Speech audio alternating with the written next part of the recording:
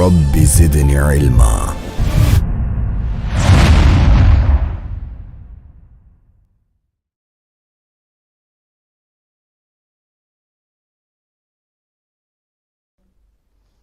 مولانا حیدر علی جعفری صاحب سے میرا یہ سوال ہے، مولانا یہ ارشاد فرمائیے کہ مہدویت کی جب ہم بات کرتے ہیں تو ایک عالمی امامت اور ولایت کا نظام کا تصور ہمارے ذہن میں آتا ہے، تو موجودہ حالات میں یہ کیسے ممکن ہو پائے گا؟ اس بارے میں آپ کیا ارشاد فرماتے ہیں؟ بالکل ہمارے لیے 15 شعبان المعظم کی یہ تاریخ بحیثیت اپنے زمانے کے امام کی خدمت میں اظہار عقیدت کے طور پہ بہت اہم ہے، اور یہ تاریخ اس لیے بھی ہمارے لیے بہت اہم ہے کہ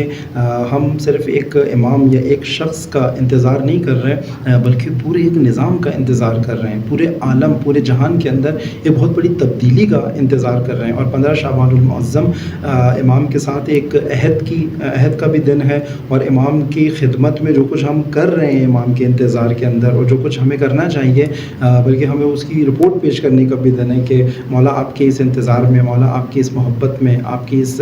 ولایت اور امامت کا حق ادا کرنے میں کہاں پر کھڑا ہوں، اور اپنا ایک احتساب کرنے کا دن بھی ہے 15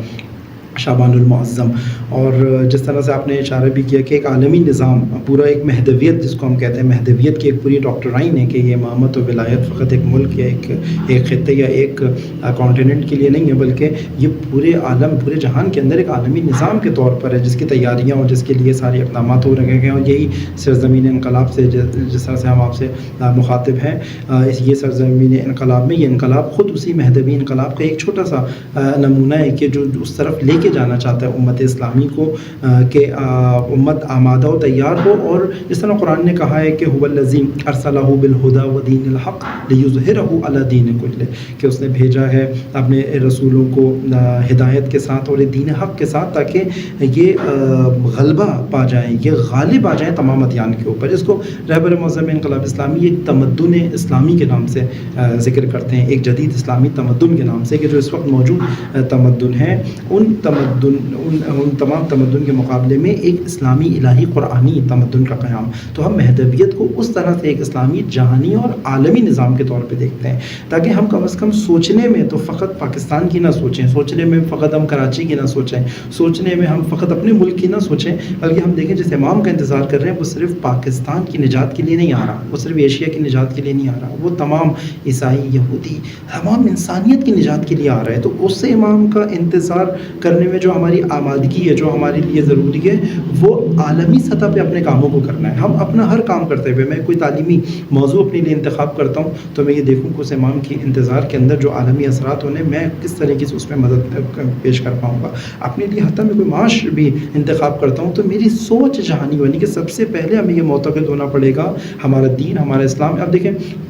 غرب کے انسان کے بنائے ہوئے یہ سسٹم ہے، انہوں نے دعویٰ کیا کہ یہ سب جہانی ہے، ٹھیک ہے، انہوں نے جمہوریت کا نظریہ دیا، وہ جمہوریت کے نظریے کو پورے عالم تک پھیلایا، اور وہ انسانوں کے بنائے ہوئے نظام تھے۔ ہم جس امام کا اور جس نظام کا انتظار کر رہے ہیں، امامت اور ولایت کا خدا کا بنایا ہوا نظام ہے، ہم کیسے اس سے یہ مایوس ہو سکتے ہیں کہ وہ پورے عالم پہ نافذ نہیں ہو سکتا، وہ پورے عالم پہ نہیں آ سکتا؟ بس اس کی طرف سفر کرنے کے لیے سب سے پہلے اپنے ذہن کو اس مایوسی سے نکالنا ہوگا کہ خدا کا بنایا ہوا نظام ہی حق رکھتا ہے کہ وہ پورے عالم کے اوپر حکومت کرے، اور وہ عدل و انصاف کی وہ تصویر جس کی تشنا آج عالم میں انسانیت ہے، وہ فقط اسی نظام اور اسی نظام کے سرپرست یعنی امام زمانہ علیہ الصلوۃ والسلام جل اللہ تعالیٰ فرجہ الشریف کی تشریف آوری سے اور انہی کی قیادت سے ممکن ہو پائے گی۔ وہ تشنگی کسی صورت نہیں بجھ سکتے۔ الحمدللہ انقلاب اسلامی کے بعد ہماری امیدیں بڑھی ہیں، جو کچھ امام خمینی رضوان اللہ تعالیٰ علیہ نے کہا کہ یہ ایک ہمارے لیے بالکل ایک پہلا قدم ہے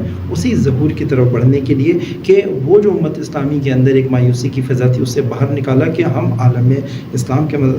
مسائل کے اندر مداخلت کریں گے، ہم پوری دنیا کے اندر اگر ظلم ہوگا تو اس کا مقابلہ کریں گے، ہم پوری دنیا کے اندر اگر کوئی مظلوم ہوگا تو اس کی حمایت کریں گے، ہم عالمی سطح پہ جو کچھ سازشیں اسلام کے خلاف ہوں گی اس کا مقابلہ کریں گے، ہم عالمی سطح کے اوپر اسلامی ادارے بنائیں گے، ہم عالمی سطح کے اوپر مقاومتی گروپس بنائیں گے، ہم عالمی سطح کے اوپر اسلام کا دفاع کریں گے۔ تو یہ جو جہانی اور عالمی سوچ ہے، اس کو ہمیں 15 شعبان المعظم کے اندر آج کے دن یہ ایک تہیہ کرنا ہے، اور اسلام کا وہ جو جہانی پہلو ہے اس کا مطالعہ کرنے کی ضرورت ہے، وہ عمیق مطالعہ کرنے کی ضرورت ہے، تاکہ ہماری سوچ یہ ہو کہ ہم اپنے اسلام کو، اپنی عبادات کو، اپنی اس کو بہت محدود سطح کے اوپر نہ دیکھیں، جس امام کا انتظار کر رہے ہیں اسی افق کے اوپر اس کی تیاری اور اس کی آمادگی ہماری ہو۔